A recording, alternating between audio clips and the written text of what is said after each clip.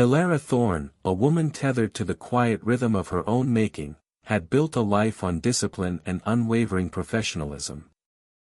In her early 30s, she cultivated a world of simple pleasures, a perfectly brewed morning tea, the quiet hum of her apartment, and the satisfaction of a job impeccably done. At Sterling and Company, she was known for her meticulous spreadsheets, her calm demeanor, and her uncanny ability to foresee potential issues before they became crises. She moved through the open-plan office like a ghost, polite but private, diligent but discreet, always preferring the solace of her work to the unpredictable currents of office politics or personal entanglements. Her life was a carefully constructed fortress against chaos, and she liked it that way. Then, Mr. Alastair Finch entered the picture. Alastair, the head of their division, was a man in his late 40s with a silver-streaked temple, eyes that twinkled with sharp intelligence, and a confidence that radiated through the boardroom. He exuded an effortless authority that many found intimidating, but Elara simply saw a demanding, albeit fair, boss. Or so she thought. It began subtly, almost imperceptibly. A lingering gaze after a presentation, a compliment on her analytical prowess that felt a little too personal, a smile that held a warmth she hadn't anticipated. "Your work, Elara, is truly exceptional," he'd say, his voice a low rumble. "You have a strategic mind that should be nurtured." He started making time for her, inviting her to his office not just for project updates, but to discuss her career trajectory, her potential, her salary, all under the guise of mentorship. He spoke of a future where she could rise higher, where her talents would be fully recognized. Elara, unused to such focused attention, found herself flushing with a mixture of flattery and a burgeoning sense of hope. It was validating, intoxicating even, to be seen, truly seen, by a man of his stature. The professional boundaries blurred with an artful, almost imperceptible ease. One evening, after a particularly demanding week, he suggested dinner to celebrate our success. Elara hesitated, then agreed, telling herself it was still professional, a recognition of hard work. But over candlelight and hushed conversations, the walls she had so carefully erected around her heart began to crumble. He spoke of his own past, his vulnerabilities, his dreams, listening intently as she, uncharacteristically, shared pieces of her own quiet life, her aspirations, her hidden fears. His hand would rest briefly on hers as he emphasized a point, his eyes holding hers a moment longer than necessary. The air between them thickened with unspoken emotions. One rainy evening, after another such dinner, he walked her to her door. The city lights blurred through the downpour, casting a romantic glow. He paused, his gaze soft, admiring. "Elara," he murmured, his voice a low caress, "you are a remarkable woman." And then, he leaned in, his lips finding hers with a tenderness that stole her breath. It was a kiss that promised a future, a touch that ignited a dormant fire. In that moment, wrapped in his arms, Elara felt a rush of euphoria, a belief that she had finally found someone who understood her, cherished her, a love that would uplift her. It felt like a dream come true, a late-blooming spring after a long, quiet winter. But dreams, she was soon to learn, could curdle into nightmares.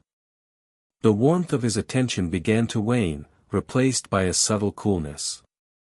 His calls grew less frequent, his smiles less sincere, his promises of a shared future turning vague, then evaporating entirely.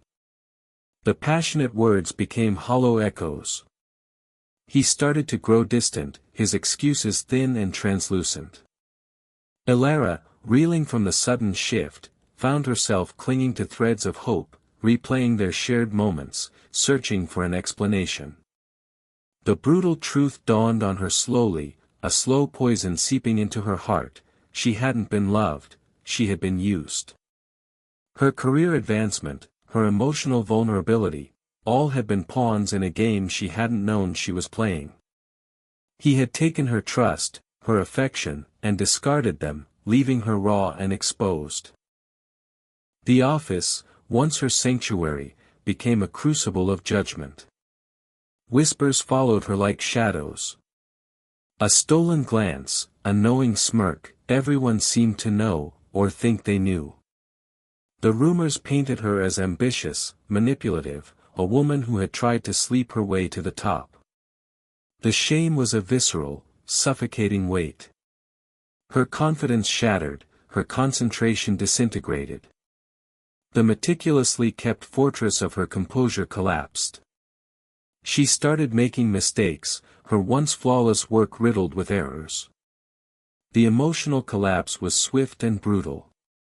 She retreated into herself, unable to face the glares, the pity, the silent accusations. The final blow came when she was called into HR, accused of declining performance and unprofessional conduct. She was fired. Alone in her quiet apartment, the silence that once brought solace now screamed with her heartbreak. She had lost everything, her job, her reputation, her faith in herself, her belief in love. The man who had promised her the world faced a quiet internal investigation, a reprimand, perhaps even a demotion, shielded largely by his position and influence. But for Ilara, the consequences were devastating and deeply personal. She was adrift, shattered, staring into an abyss of despair. It was the hardest, most painful lesson of her life, that trust, once broken, leaves an indelible scar. The rebuilding was slow, arduous, and fiercely solitary. There were days she couldn't get out of bed, weeks where the shame threatened to consume her. But slowly, painstakingly, Ilara began to piece herself back together. She started with small acts of self-care, then moved to self-reflection. She confronted the anger, the betrayal, and ultimately, the lingering self-blame. She realized the true damage wasn't just losing Alistair, but losing herself in the process. With unwavering resolve, she sought new opportunities, carrying the scars but also a newfound resilience.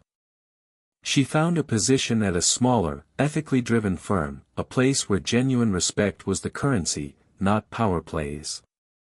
Her new employer, a woman named Ms. Davies, was kind, discerning, and saw Ilara for her talent, her dedication, and her quiet strength, not for a past that had nothing to do with her professional abilities. The journey had stripped her bare, but it had also forged her anew. She no longer craved external validation or the promise of a savior. She had faced the darkest corners of her own vulnerability and emerged. Ilara realized that the greatest love story wasn't with Alistair Finch, or any man for that matter. It was the one she was now writing for herself. She didn't need someone to take care of her, she could take care of herself, strong, whole, and brilliantly, beautifully free. The quiet woman had found her voice, and it spoke of unwavering self-worth and an unshakable hope in her own capable hands.